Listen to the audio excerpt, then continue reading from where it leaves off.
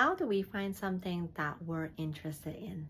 So today I want to dive more into finding something that is like a hobby or an interest that you may want to explore to expand your self-identity. As I was growing up, because of our limited financial resources, my pretty much all the activities that I was doing include piano, playing piano, going swimming, and taking art classes, drawing classes, and that was pretty much it. And so once I started working, I just started investing into different things. I picked up crochet, needle felting, calligraphy, and it was through these picking it up and then dropping it down, then I kind of evolved into who I am today. I just want to share this piece with you because there are different kinds of inner critic that we may have to go through when we explore where we want to go. So the first category is a financial resource piece, because sometimes when we want to go into a new hobby, we actually have to spend money on buying all these equipment. One of the things that I have no problem with is putting in the money to buy the resources.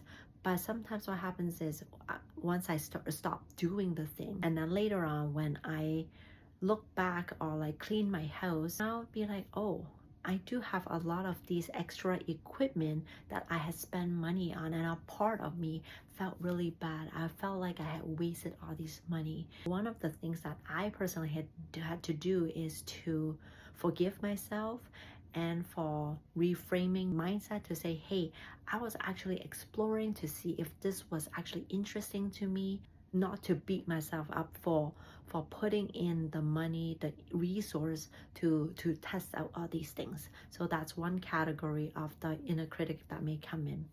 The second category is the time resource, because what happens is once we have invested into these equipment, then when we don't practice, then our brain will start saying things like, well, you have all of these things now, so why haven't you started getting better? And so this pressure on itself could actually stop me from moving forward. It sucks the fun out of the creation part, right?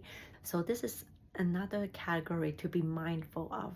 Now the third category is the comparison part, because social media is so prevalent now. All of these feeds will start coming on and we'll see these beautiful creations and all these people with all these amazing skills. And when our brains see all of these amazing people doing amazing things, then it may end up criticizing ourselves to say, well, why are you even trying? Because look at those people. What we may have to do is to reframe our mind to say, hey, I am on this journey right now and I am in the process of gaining these skills. They don't happen overnight. We have to be mindful of all of these comparison, of these impatience within ourselves to say, hey, we just want to be good overnight. We don't want to put in the work. And so all these three different categories are something that I personally have to deal with when it comes to building a new skill or exploring what I would like to do next. If you're in the process of looking for something that you would like to invest in, think about what may come up for you. Here's the thing.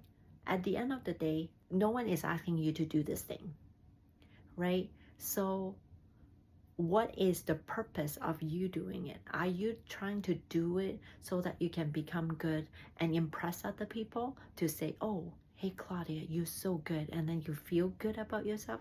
Or are you just doing it for your own fun? And if you can get to, I'm just doing it for my own self, to have fun, to relax, to whatever it is that is for you only, then you have probably found that thing. And it doesn't matter that it may take you 10 years. It doesn't matter that you may have to invest in it. As long as you're okay coming back to have fun, then that would be an interesting hobby that you may want to invest in. And so that's all I have to share for today. Until next time.